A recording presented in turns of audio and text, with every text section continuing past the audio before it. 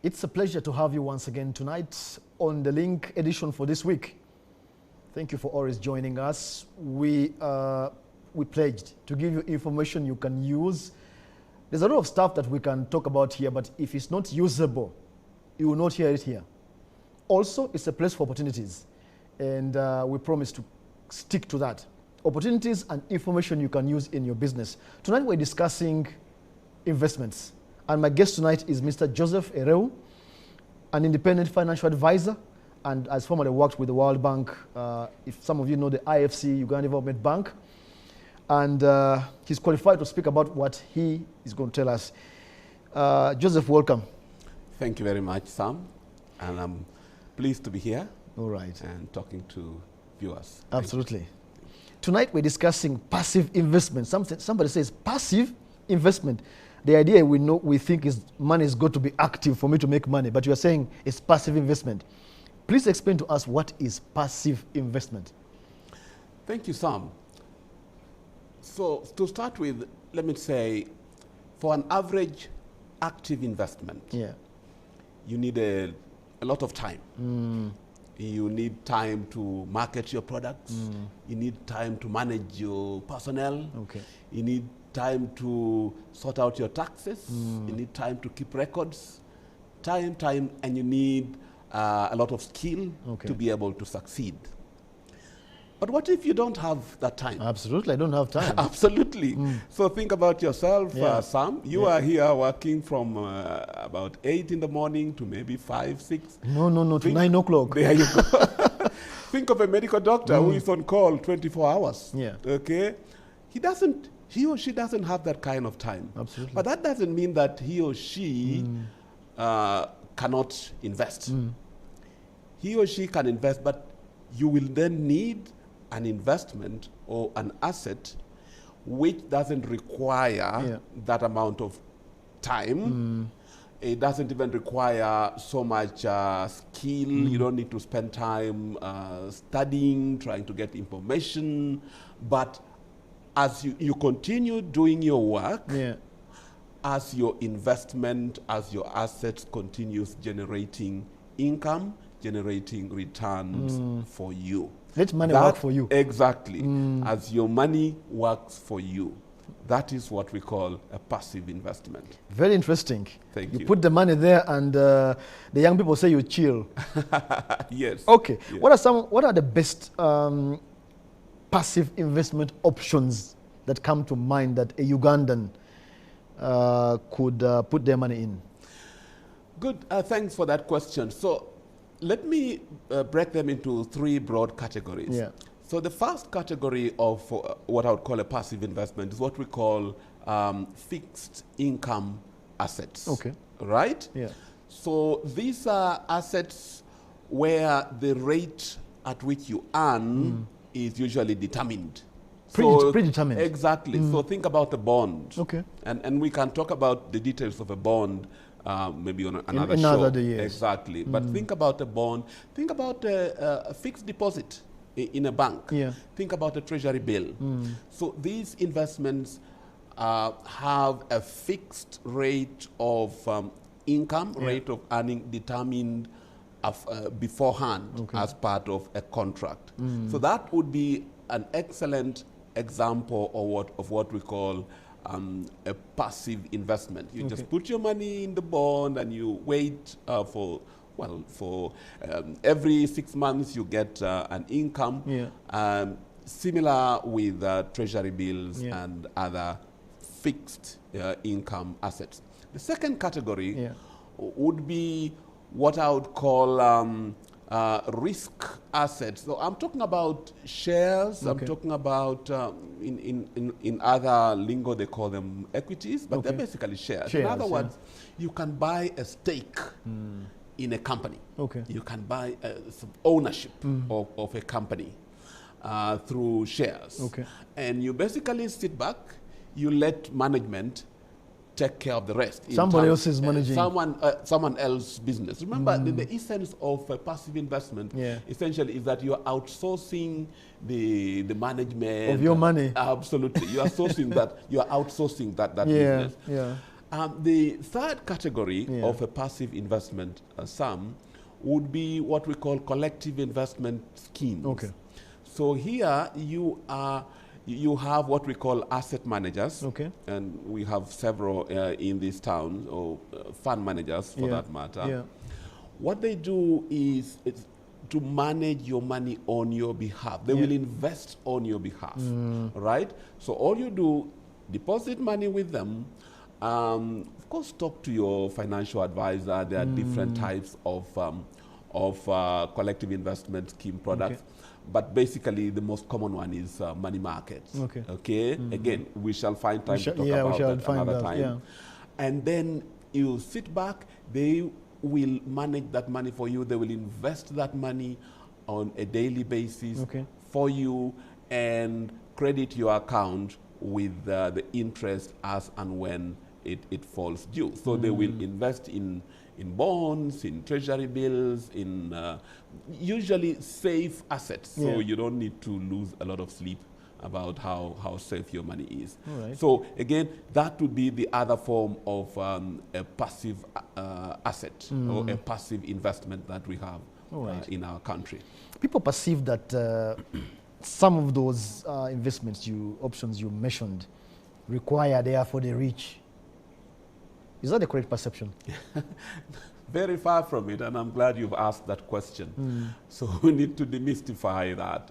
No, not at all. Yeah. Let me give you an idea. Yeah.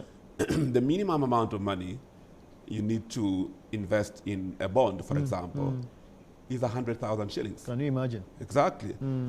Excuse me. 100,000 shillings. Only? Only. Legally, anyway. Okay? Same to a treasury bill. For a collective investment scheme, it could also come as low as 500,000. Yeah. And 200,000, depending on the asset manager.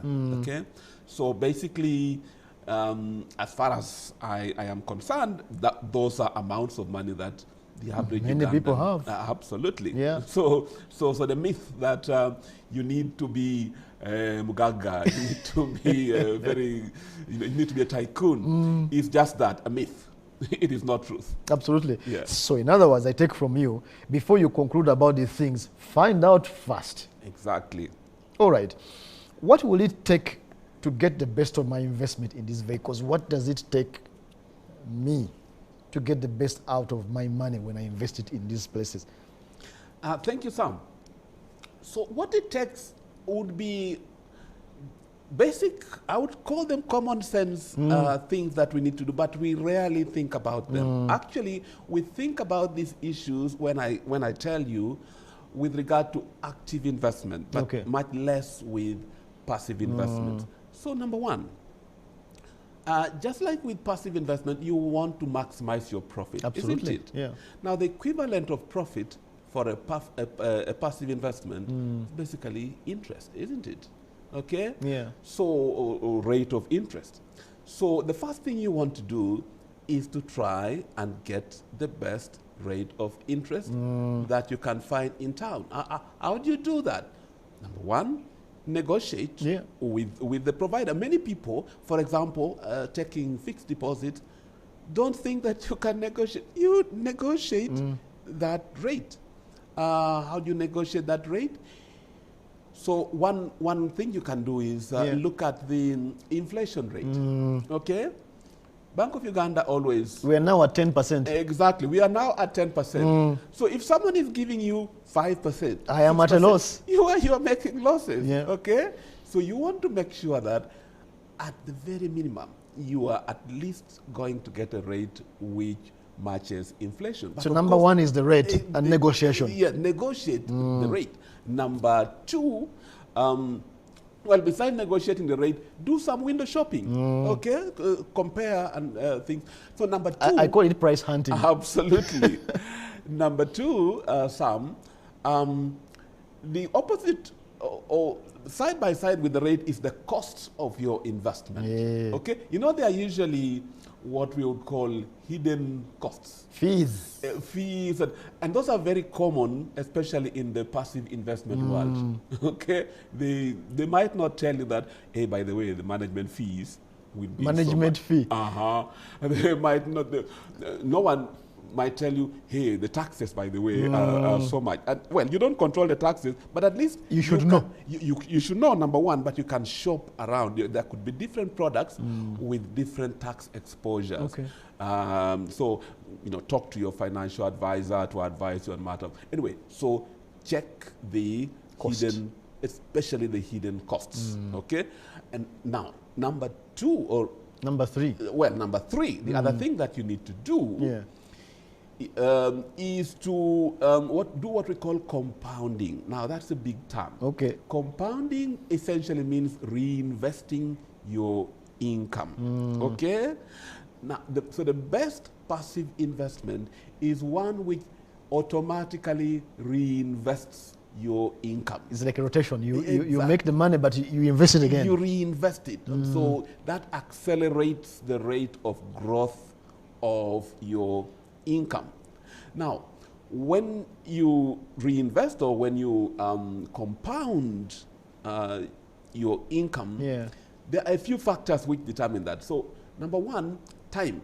The longer you keep your money invested and reinvested, the better the growth, the more money you will make in the long term. All right? Yeah. Number two, the more frequent the reinvestment is done. So if you have 2 options, one is reinvesting once a year. Another one is reinvesting once a month. Okay. I tell you, pick the one with which reinvests once a month and run with it. Don't ask too many questions before they change their mind. Okay.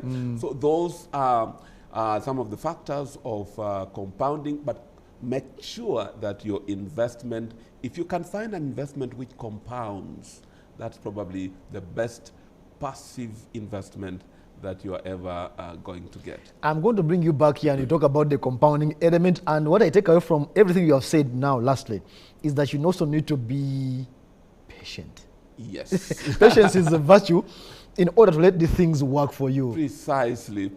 You need to be patient. So, quick one, you know. In 10 seconds. In 10 seconds, okay.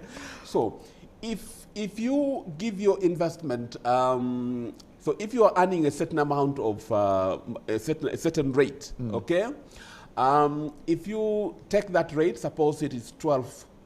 Yeah. Now, 72, if you take 72 divided by 12, that is 6 years, right? Yeah. That is how long it will take you to double your investment. So if you start with 50 million, in 6 years' time, you have 100 million, thanks to compounding. So patience is very important. I promise to bring you back, Joseph, because of time. I look forward to that. Thank you. I have always complained that I don't have enough time to bring more imagine. It's just beginning to break down. Some of you have pens and pencils. Now we have to stop. I guess we have to stop, and we hope we added value to you. I am going to bring him back several times to give you education on how you can make value out of your money. That was the link. Thank you for joining us tonight.